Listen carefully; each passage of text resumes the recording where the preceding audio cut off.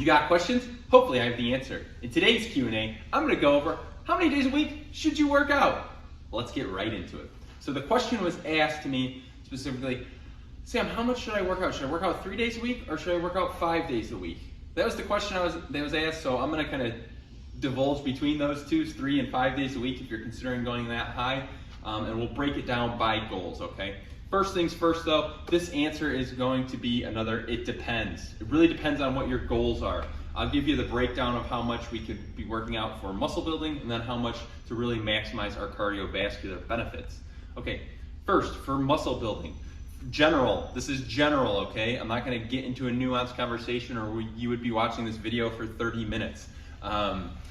General, 3 days a week is perfect, especially if you're doing full body training. If you're doing head to toe training, working all those muscle groups, 3 days a week, you do not need to do more than 3 days a week, okay? Reason being is science will show sets per body part, so how much are you working a body part for the week is best done between 9 and 20 sets. Anything over that, not gonna give you more benefit, it'll actually hurt you.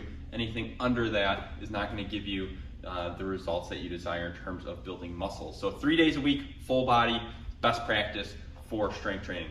Now let's talk about aerobic conditioning. That is a little bit different because it's not as taxing on the nervous system. It's gonna depend on what style of aerobic conditioning you are doing and what other kind of training you're doing. Let's say though you are just doing aerobic conditioning, you're not doing any strength training, that you can actually scale up the frequency over time to more like 5 days a week.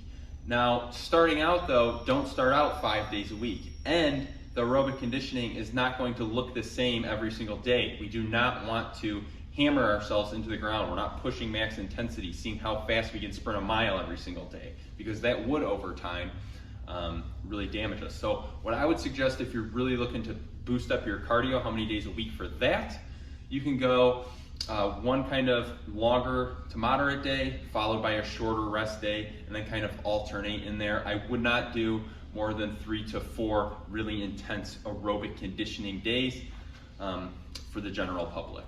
So that kind of breaks it down how much you need to be working out. Good rule of thumb, if you just want a good rule of thumb, just stick to 3 days a week. That is gonna get you the best results.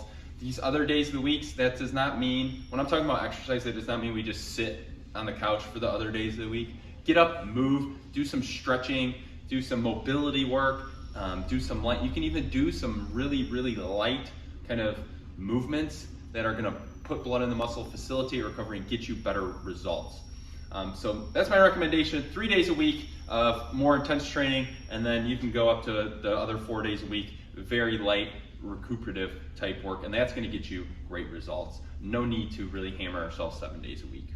All right, that's all I have for you for today's video. If you liked this video, give me a thumbs up. If you loved it, give me a heart. And as always, stay strong.